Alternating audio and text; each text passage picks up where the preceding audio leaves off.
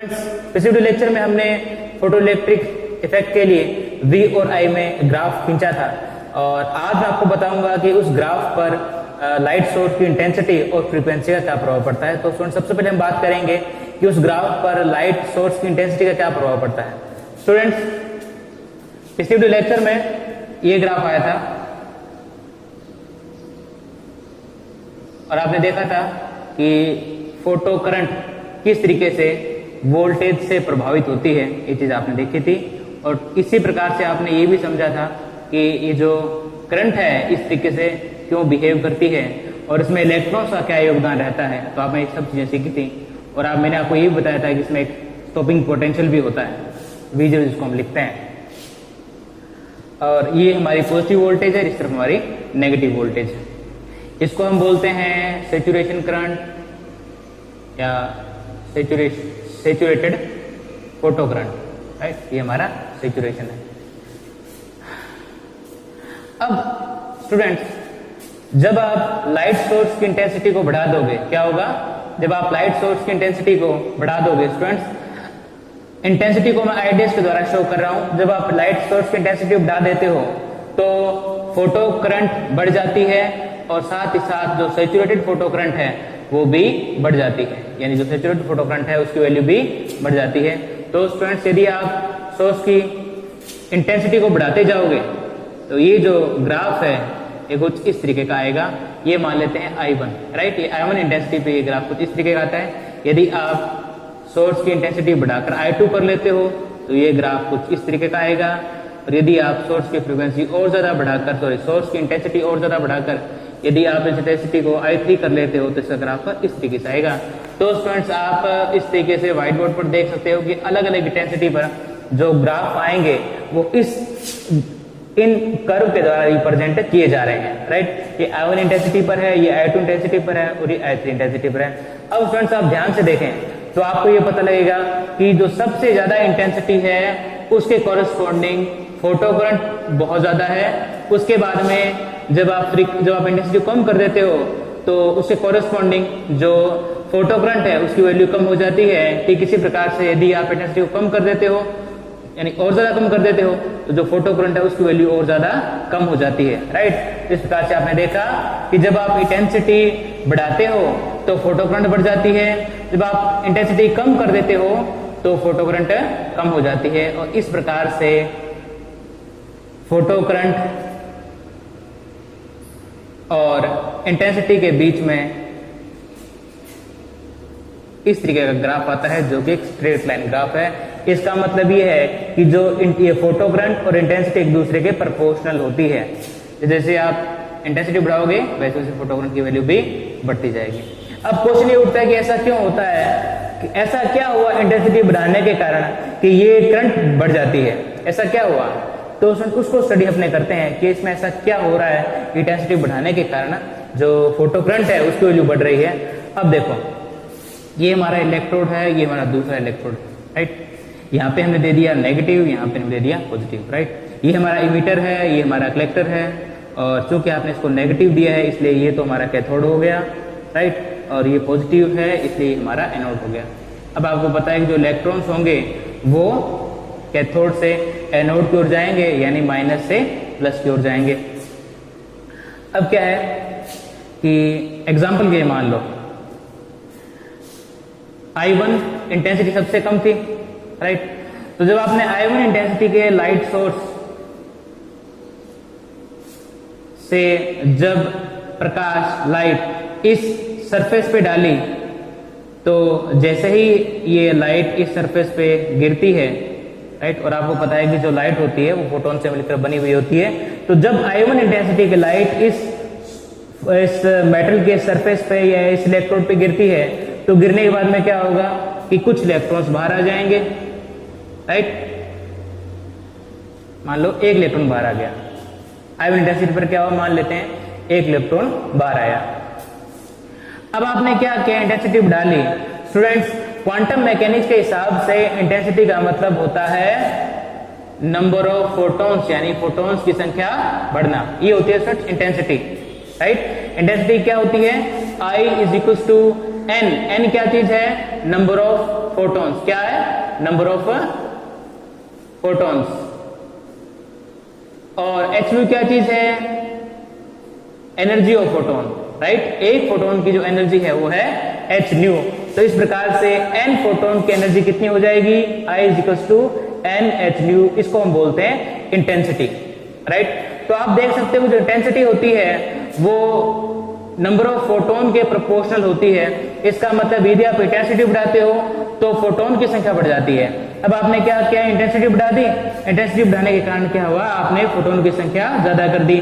तो पहले केवल एक फोटोन इमिट हो रहा था, अब क्या होगा? इंटेंसिटी बढ़ाने के कारण मान लेते हैं 2 फोटोन इमिट हो रहे हैं, राइट। अभी जो 2 फोटोन जब इस मेटल के सरफेस पर आपतित होंगे, इंसिडेंट होंगे, तब ये 2 इलेक्ट्रॉन से टक्कर कर सकते हैं। इसलिए ये जो दोनों इलेक्ट्रॉन होंगे ये इस मेटल के सरफेस से बाहर आ जाएंगे, राइट। अब आपने क्या किया? इंटेंसिटी और ज्यादा बढ़ा दी। तो जब आप इंटेंसिटी और ज्यादा बढ़ा देते हो तो इसका मतलब ये है कि सोर्स से इमिट होने वाले फोटोन की संख्या पहले की तुलना में और ज्यादा बढ़ गई। अब मान लेते हैं कि पहले 2 फोटोन इमिट हो रहे थे, अब 3 फोटोन इमिट होते हैं। और जब 3 फोटोन इस मेटल के सरफेस से टकराते हैं तो क्या होगा? 3 इलेक्ट्रॉन बाहर आ जाएंगे। तो आप देख सकते हो कि इलेक्ट्रॉन्स की संख्या भी लगातार बढ़ रही है, राइट। क्योंकि ये तो आपको पता है कि जितनी ज्यादा टक्करें होंगी उतनी ज्यादा में इलेक्ट्रॉन बाहर आएंगे, क्योंकि आप लगातार इंटेंसिटी को बढ़ा रहे हो, यानी आप लगातार फोटोन की संख्या को बढ़ा रहे हो। तो जितने ज्यादा फोटॉन्स इलेक्ट्रॉन से टक्कर करेंगे उतने ज्यादा मात्रा में आपको इलेक्ट्रॉन्स मिलेंगे। तो इस प्रकार से इंटेंसिटी बढ़ाने के साथ साथ उत्सर्जित होने वाले इलेक्ट्रॉन की संख्या में वृद्धि होती है, यानी इंक्रीज होता है। अब इसके कारण क्या होगा? मैंने आपको बताया कि इन दोनों इलेक्ट्रोड्स के बीच में जितने ज्यादा इलेक्ट्रॉन होंगे उतनी ही करंट आपको ज्यादा मिलेगी। अब क्या होगा? पहले जहां अब I1 इंटेंसिटी पर केवल 1 इलेक्ट्रॉन था और ये 1 इलेक्ट्रॉन यहां से यहां तक पहुंच रहा था। मान लो जैसे आपने इंटेंसिटी बढ़ाई तो अब एक की जगह 2 इलेक्ट्रॉन हो गए, और ये जो दोनों इलेक्ट्रॉन है जब यहां पर पहुंचेंगे तो सर्किट में आपको ज्यादा करंट मिलेगा, राइट। सर्किट में क्या होगा? ज्यादा करंट मिलेगा, क्योंकि इलेक्ट्रॉन्स की संख्या बढ़ गई। क्योंकि पिछले वीडियो लेक्चर में मैंने आपको बताया था कि जो ये स्टूडेंट्स, एक बार मैं इसको बता दूं, ये माइनस से जुड़ा हुआ है और ये प्लस से जुड़ा हुआ है, और यहाँ वोल्ट मीटर लगा रखा है मैंने, यहाँ पॉजिटिव और यहाँ पे नेगेटिव। स्टूडेंट्स, मैंने आपको पिछली बार बताया था कि जो करंट होती है वो नंबर ऑफ चार्ज पे डिपेंड करती है, यानी इलेक्ट्रॉन्स की संख्या पर डिपेंड करती है। क्योंकि इलेक्ट्रॉन की संख्या बढ़ रही है इसलिए इस सर्किट में फ्लो होने वाली करंट भी बढ़ जाएगी। ठीक इसी प्रकार से जब आप इंटेंसिटी I3 कर देते हो तो इस इलेक्ट्रोड से उत्सर्जित होने वाले इलेक्ट्रॉन्स की संख्या, यानी इस इलेक्ट्रोड से इमिट होने वाले इलेक्ट्रॉन की संख्या पहले की तुलना में बढ़ जाती है। अब मान लेते हैं आपने I3 इंटेंसिटी कर दी तो अब उत्सर्जित होने वाले इलेक्ट्रॉन्स की संख्या 3 है। इसलिए चूंकि इलेक्ट्रॉन्स की संख्या बढ़ चुकी है इसलिए इस सर्किट में बहने वाली करंट की वैल्यू भी बढ़ जाएगी। इस कारण से आप देख सकते हो कि 0 वोल्ट पर, क्या 0 वोल्ट पर आपको पहले की तुलना में अधिक करंट प्राप्त हो रही है, राइट। आप देख सकते हो पहले करंट कम थी, फिर और बढ़ गई और फिर और बढ़ गई। ठीक स्टूडेंट्स, एक चीज मैं आपको और बताऊं, आपको ये ध्यान रखना पड़ेगा कि जब इंटेंसिटी कम होती है, मैंने स्टूडेंट्स पिछले वीडियो लेक्चर में आपको एक चीज बताई थी कि जब इलेक्ट्रॉन उत्सर्जित होते हैं तो उनकी एनर्जी 0 से लेकर kmax तक कुछ भी हो सकती है, राइट। अब इन kmax की संख्या, यानी kmax ऊर्जा वाले इलेक्ट्रॉन की संख्या काफी कम होती है, राइट। लेकिन जब आप इंटेंसिटी बढ़ाते हो तो जब नंबर ऑफ फोटॉन्स की संख्या बढ़ती है और जिसके कारण नंबर ऑफ इलेक्ट्रॉन्स की संख्या बढ़ती है, तो इन इलेक्ट्रॉन्स की संख्या बढ़ने के कारण K मैक्सिमम वाले इलेक्ट्रॉन्स की संख्या भी पहले की तुलना में बढ़ जाती है, राइट। मैं आपको पहले बता चुका हूं कि K मैक्सिमम के जो इलेक्ट्रॉन्स है उनकी संख्या कम होती है, लेकिन जब आप इलेक्ट्रॉन्स की संख्या बढ़ा देते हो, और इलेक्ट्रॉन्स की संख्या कब बढ़ेगी? जब आप सोर्स की इंटेंसिटी बढ़ाओगे। तो जब सोर्स की इंटेंसिटी बढ़ाते हो और जिसके कारण इलेक्ट्रॉन की संख्या बढ़ती है तो उसके कारण K मैक्सिमम वाले इलेक्ट्रॉन की संख्या भी बढ़ जाती है, और जिसके कारण आपको 0 वोल्ट पर पहले की तुलना में ज्यादा करंट मिलती है, राइट। यानी जब आप जैसे आप इंटेंसिटी बढ़ाते हो वैसे वैसे 0 वोल्ट पर मिलने वाली करंट की वैल्यू भी लगातार बढ़ती जाती है, राइट। और ये आप समझ सकते हो कि जब आपने इन दोनों इलेक्ट्रोड्स के बीच में इतनी ज्यादा वोल्टेज कर दी कि यहाँ पर चाहे 10 इलेक्ट्रॉन हो, चाहे 30 इलेक्ट्रॉन हो, चाहे 40 इलेक्ट्रॉन हो, सारे के सारे इलेक्ट्रॉन यहां से यहां तक पहुंचते हैं, तो उसके कारण करंट मैक्सिमम हो जाएगी। और उसके बाद में यदि आप वोल्टेज बढ़ा भी लोगे तो भी, चूंकि इन इलेक्ट्रॉन्स की संख्या में कोई चेंज नहीं आ रहा, पहले भी 40 इलेक्ट्रॉन यहां से यहां तक फ्लो हो रहे थे, अभी भी 40 से 40 इलेक्ट्रॉन यहां से यहां तक फ्लो होंगे, तो जो करंट होगी वो वोल्टेज बढ़ाने के बावजूद भी सैचुरेट होगी। लेकिन इंटेंसिटी आप बढ़ाते हो तो सैचुरेटेड फोटो करंट की वैल्यू लगातार बढ़ती जाती है। तो स्टूडेंट्स, इस प्रकार से आपने देखा कि इंटेंसिटी बढ़ाने के साथ साथ फोटॉन्स की संख्या बढ़ती है और इसके साथ इलेक्ट्रॉन की संख्या भी बढ़ने के कारण फोटो करंट की वैल्यू बढ़ जाती है।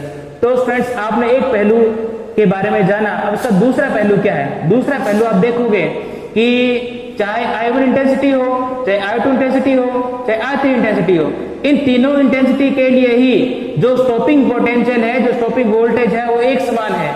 ये क्यों हुआ? ये स्टॉपिंग वोल्टेज क्यों चेंज नहीं हुई? इसका कारण समझते हैं। देखो, स्टॉपिंग वोल्टेज क्या चीज है, पहले ये सीखेंगे अपने स्टॉपिंग वोल्टेज चीज क्या चीज है। स्टूडेंट्स, मैंने आपको बताया कि 0 वोल्ट पर करंट की वैल्यू 0 नहीं होती, तो करंट की वैल्यू को 0 करने के लिए हम क्या करते हैं? हम क्या करते हैं कि इस इलेक्ट्रोड को करते हैं पॉजिटिव और इस इलेक्ट्रोड को करते हैं नेगेटिव, राइट। और उसके बाद में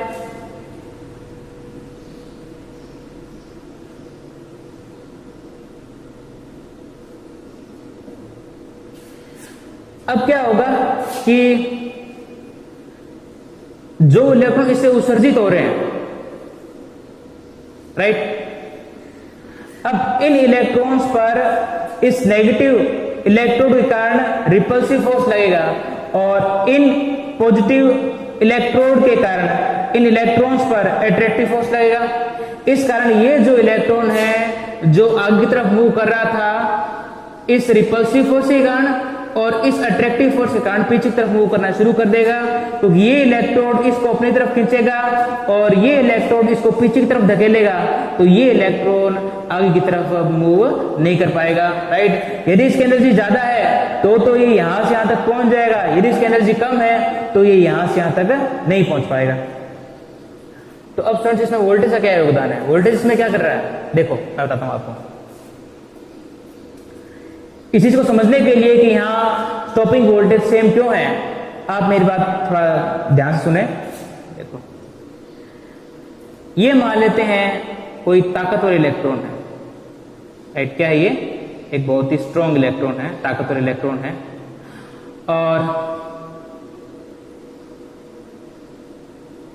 स्ट्रॉन्ग इलेक्ट्रॉन है, बहुत ताकतवर है, इसकी स्पीड बहुत ज्यादा है, इसको रोकने के लिए आपको बहुत ज्यादा जोर लगाना पड़ेगा, राइट। अब क्या करते हैं कि इसको रोकने के लिए मान लेते हैं कि इस व्यक्ति को हम लगाते हैं और इस व्यक्ति कहते हैं कि ये व्यक्ति इसके पीछे भागेगा और इसको पकड़ के रोक लेगा, राइट। अब क्या है कि ये व्यक्ति कमजोर व्यक्ति है, मान लो अगर ये व्यक्ति कमजोर व्यक्ति है और यदि ये इसको पकड़ना चाहता है तो इसको नहीं पकड़ पाएगा, राइट। यदि आप ये मानो कि ये व्यक्ति इस इलेक्ट्रॉन के पीछे भागे और इस इलेक्ट्रॉन की शर्ट पकड़ के या जो भी है इसका हाथ पकड़ के और जो भी इसको रोकने की कोशिश करे, तो ये इलेक्ट्रॉन इस व्यक्ति से नहीं रुकेगा। क्यों? क्योंकि ये जो व्यक्ति है ये कमजोर है, राइट। अब आप क्या करते हैं इस इलेक्ट्रॉन को रोकने के लिए? आप क्या करते हो? एक बड़ा शक्तिशाली कोई बॉडी बिल्डर, आप एक व्यक्ति का इस्तेमाल करते हो इस इलेक्ट्रॉन को रोकने के लिए। तो आप क्या करते हो? बॉडी बिल्डर कहते हो कि जाके इस इलेक्ट्रॉन को रोको, तो क्या करेगा? भागेगा और मजबूती से इस इलेक्ट्रॉन को पकड़ लेगा और इसको आगे जाने नहीं देगा, राइट। तो अब क्या हुआ कि आपने देखा कि इस इलेक्ट्रॉन को रोकने के लिए भी कुछ एनर्जी चाहिए, राइट। जो कमजोर व्यक्ति था उसके पास वो एनर्जी नहीं थी कि वो इस इलेक्ट्रॉन को रोक ले, लेकिन जो मजबूत आदमी था, जो बॉडी बिल्डर था, उसके पास वो एनर्जी थी कि उसने इस इलेक्ट्रॉन को आगे जाने नहीं दिया, राइट। अब यहां पर ये इस व्यक्ति काम कौन करेगा? इन दोनों इलेक्ट्रोड्स के बीच में इस व्यक्ति का काम कौन करेगा? ये इलेक्ट्रिक फील्ड, राइट। तो इलेक्ट्रिक फील्ड क्या है कि आपको पता है कि जो इलेक्ट्रिक फील्ड जाता है प्लस से माइनस की ओर, तो ये इलेक्ट्रिक फील्ड की डायरेक्शन। अब ध्यान सुनना, इस इलेक्ट्रिक फील्ड के कारण इलेक्ट्रॉन पर एक फोर्स लगेगा, राइट, और इस फोर्स की डायरेक्शन होगी माइनस से प्लस। किस तरफ लगेगा फोर्स? माइनस से प्लस, इस तरफ फोर्स लगेगा। अब ये फोर्स इस इलेक्ट्रॉन को रोकने की कोशिश करेगा। यदि ये फोर्स कमजोर है, कम है, तो इस इलेक्ट्रॉन को रोक नहीं पाएगा। यदि ये फोर्स स्ट्रॉन्ग है और इतना ज्यादा स्ट्रॉन्ग है कि ये इस इलेक्ट्रॉन की एनर्जी को ओवरकम कर सकता है, तो क्या करेगा? ये जो फोर्स होगा इस इलेक्ट्रॉन को रोक सकता है, राइट। अब इस फोर्स की जो वैल्यू होगी वो डिपेंड करेगी इलेक्ट्रिक फील्ड पर। डिपेंड करेगी इलेक्ट्रिक फील्ड पर, राइट। इसका मतलब ये है कि इन दोनों प्लेटों के बीच में, इन दोनों इलेक्ट्रोड्स के बीच में यदि इलेक्ट्रिक फील्ड स्ट्रॉन्ग है तो इस इलेक्ट्रॉन को रोक लेगा। यदि इलेक्ट्रिक फील्ड कमजोर है तो इस इलेक्ट्रॉन को नहीं रोक पाएगा। अब जो इलेक्ट्रिक फील्ड है E, वो डिपेंड करता है इन दोनों इलेक्ट्रोड्स के बीच की वोल्टेज पर। क्या करता है? इन दोनों इलेक्ट्रोड्स की वोल्टेज पर डिपेंड करता है। यदि ये वोल्टेज ज्यादा है तो इलेक्ट्रिक फील्ड भी ज्यादा होगा, इलेक्ट्रिक फील्ड के कारण इस फोर्स की वैल्यू भी ज्यादा होगी। और यदि इस फोर्स की वैल्यू इतनी ज्यादा है कि इसने इस इलेक्ट्रॉन को रोक लिया, तो वो जो वोल्टेज आएगी उसको हम बोलेंगे स्टॉपिंग पोटेंशियल, राइट। वापस रिपीट कर दूं, यदि आप मान लेते हो कि इन दोनों प्लेटों के बीच में इतनी वोल्टेज रखते हो कि उस वोल्टेज को मान लेते हैं हम V है, राइट। अब इस V के कारण एक इलेक्ट्रिक फील्ड उत्पन्न हुआ, राइट। अब इस इलेक्ट्रिक फील्ड की वैल्यू इतनी ज्यादा है कि इस इलेक्ट्रिक फील्ड के कारण इस इलेक्ट्रॉन पर इतना ज्यादा फोर्स लग रहा है कि इस फोर्स के कारण ये इलेक्ट्रॉन आगे की तरफ मूव नहीं कर पाता, राइट। तो इस वोल्टेज को हम बोल लेंगे स्टॉपिंग पोटेंशियल या स्टॉपिंग वोल्टेज। समझे इस चीज को? अब ये जो स्टॉपिंग पोटेंशियल या जो स्टॉपिंग वोल्टेज है, इसको आप इस V वोल्टेज की सहायता से ज्ञात कर सकते हो, राइट। जो भी ये V वोल्टेज जो आएगी उसको हमने इस ग्राफ में V0 के रूप में डिनोट कर रखा है। अब एक बात, अब क्वेश्चन उठता है कि यदि स्टॉपिंग वोल्टेज है, यानी यदि ये एक ऐसी वोल्टेज है कि जिसके कारण इलेक्ट्रिक फील्ड इतना ज्यादा है कि इसने इलेक्ट्रॉन को रोक लिया, तो इस वोल्टेज की वैल्यू सभी इंटेंसिटी के लिए सेम क्यों है? इसलिए सेम है, इसको समझने के लिए देखो हम एक एग्जांपल लेते हैं।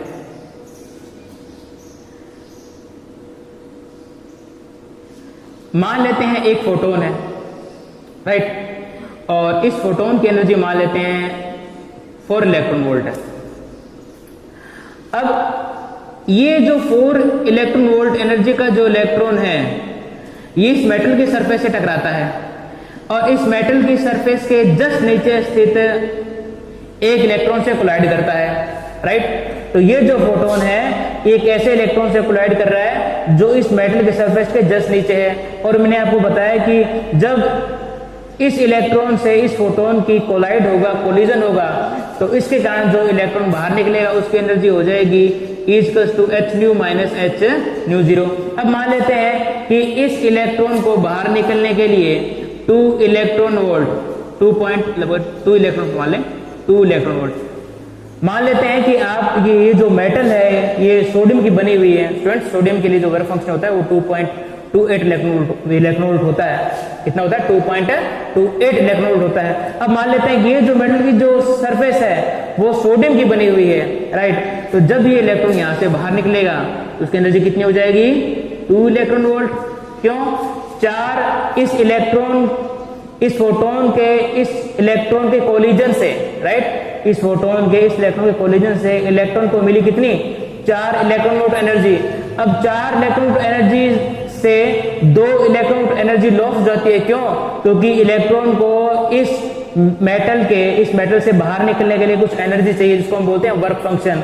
अब इस वर्क फंक्शन के कारण इलेक्ट्रॉन की 2 इलेक्ट्रॉन वोल्ट एनर्जी लॉस्ट हो चुकी है। तो पीछे कितने बची? 2 इलेक्ट्रॉन वोल्ट है। यानी यहां पर जो इलेक्ट्रॉन बाहर निकलेगा उसकी एनर्जी कितनी हो जाएगी? 2 इलेक्ट्रॉन वोल्ट, राइट। अब देखते हैं, अब मान लो आपने इंटेंसिटी बढ़ाई। अब आप देखो, ध्यान रखें, आपने इंटेंसिटी बढ़ाई है, आपने फोटोन की एनर्जी को चेंज नहीं किया है, तो फोटोन की एनर्जी सेम ही रहेगी। अब मान लेते हैं कि 4 इलेक्ट्रॉन वोल्ट के 2 फोटोन आ गए। पहले कितना था? 1 था, अब कितने हैं? 2 है। अब जब 4 इलेक्ट्रॉन वोल्ट एनर्जी के फोटोन्स जब इलेक्ट्रॉन से टकराएंगे, तो जब ये इलेक्ट्रॉन्स बाहर निकलेंगे इस मेटल के सरफेस से, तो इनके पास कितनी एनर्जी हो जाएगी? 2 इलेक्ट्रॉन वोल्ट। 2 इलेक्ट्रॉन। इस प्रकार से दोनों जो इलेक्ट्रॉन बाहर निकलेंगे उनकी एनर्जी कितनी हो जाएगी? मैक्सिमम एनर्जी कितनी हो जाएगी? 2 इलेक्ट्रॉन वोल्ट और 2 इलेक्ट्रॉन मैक्सिमम एनर्जी, राइट। ठीक इसी प्रकार से हम ये मानते हैं कि आपने इंटेंसिटी और ज्यादा बढ़ा दी, लेकिन आपने इंटेंसिटी बढ़ाई है, आपने फोटोन की एनर्जी को चेंज नहीं किया है। फोटोन की एनर्जी अभी भी 4 इलेक्ट्रॉन वोल्ट ही है, लेकिन इनकी संख्या बढ़ गई। अब 4 इलेक्ट्रॉन वोल्ट जो 3 है 3 फोटोन जिनकी एनर्जी 4 इलेक्ट्रॉन वोल्ट है, जब इस मेटल के सरफेस से टकराएंगे तो 3 इलेक्ट्रॉन बाहर निकलेंगे और प्रत्येक इलेक्ट्रॉन की एनर्जी कितनी हो जाएगी? 2 इलेक्ट्रॉन वोल्ट। ये भी 2 इलेक्ट्रॉन वोल्ट का, ये भी 2 eV का और ये भी 2 eV का, यानी कि प्रत्येक इलेक्ट्रॉन वोल्ट की एनर्जी कितनी होगी? 2 eV। तो आप देख सकते हो चाहे इंटेंसिटी I1 है, चाहे I2 है, चाहे I3 है, जो मैक्सिमम एनर्जी है इलेक्ट्रॉन्स की वो सब के लिए 2 इलेक्ट्रॉन वोल्ट ही है, उसमें कोई चेंज नहीं आता।